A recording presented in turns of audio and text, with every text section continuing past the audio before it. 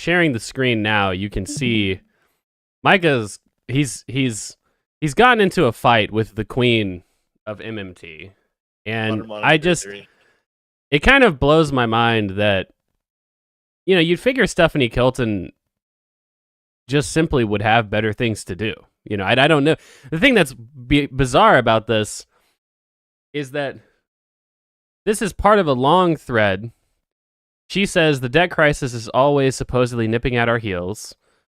That's when you point out, hey, well, interest payments as a percent of GDP, or as a percentage of our budget, I should say, are actually pretty big, right? Big interest payments, potentially not a good sign, right?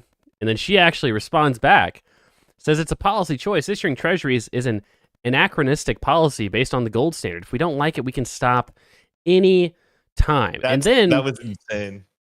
Hold on, I don't know, because bizarrely enough, you get into a bit of a back and forth with Stephanie Kelton here.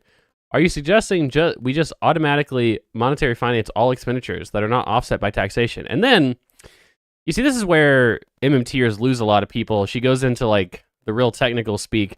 When you understand monetary operations, you know that we already monetary finance all expenditures. The bond sales drain the reserves that are added via the deficit, so the burden of paying interest shifts from the Federal Reserve to the Treasury. So, Micah, for the people at home, can you translate what she's saying? Because this is one of those MMT things where it's like, what are they saying, Micah? Can you scroll up a little bit to show like her response to my tweet? That was this. Her quote to my tweet. Right here. Yeah, there it is. Okay. So right now, we fund a certain percentage of the budget with taxes, and the rest we offset by issuing bonds, borrowing money. She says we don't need to do that. We don't. Whenever we don't have enough taxes to cover our current spending, we don't need to issue bonds, and rather, the central bank can just grant that money to the federal government to spend. Now, that is what we call monetary finance. Instead of debt financing your spending, you are financing it with printing new dollars, monetary financing. Barely any countries in the world actually do this. Venezuela, Zimbabwe, both very famous for having very low inflation. And the UK did this for a short period of time during COVID. Now, her argument against my question, which is, are you suggesting that we monetary finance everything? That's a little bit crazy. Is that actually she thinks that we monetary finance all spending and we tax and borrow on the back end. She says, well, technically we do print money to finance all expenditures, and then later we borrow money and tax to offset it. Now, to me, whether you think that we print the money first and we offset it later, or we offset it first and then we spend the money that we offset it with, it doesn't matter. The real question I have is, do you think we should be able to fund a certain percentage of the budget, or, not just be able to fund a certain percentage of the budget with printed dollars? And she thinks the answer to that is yes. Yeah.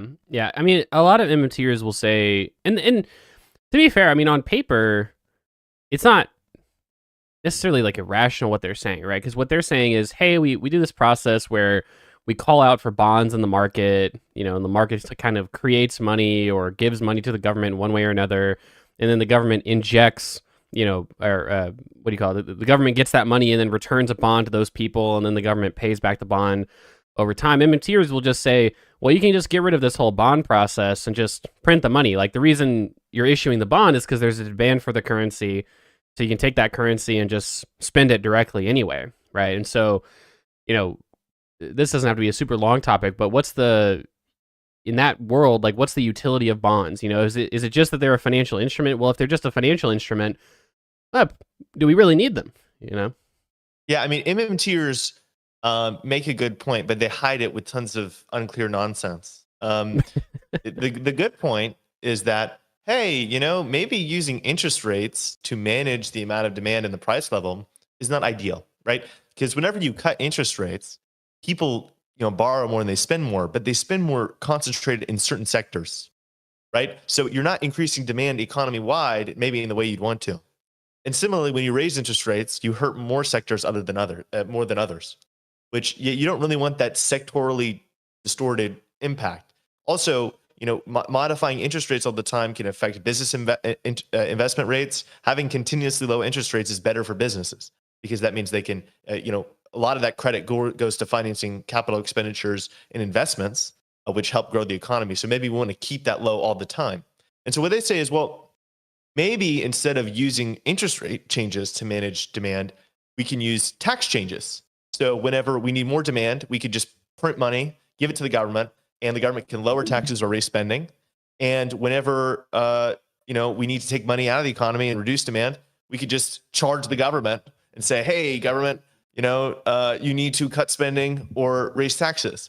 And I think theoretically that could work. I don't think there's any practical world in which that would ever happen, or we'd give the central bank some independent authority control over how much we tax. But I think like they're on a theoretical level, yeah, that's fine. That seems like a decent idea. Okay. Well, there you go. There's Micah's quick spat with the queen of MMT, Stephanie Kelton, on Twitter. That was crazy.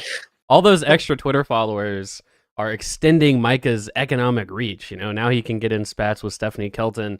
Eventually, he'll be, getting in spats with I don't know, who's the most famous economist on Twitter, Asimoglu or something. Oh, okay, Krugman maybe. You're gonna get in some back and forths with Krugman on some various topics. I'll fight with Krugman over his team transitory takes, over his free trade nonsense and how we need to close off trade. There you go. He used to be so pro free trade.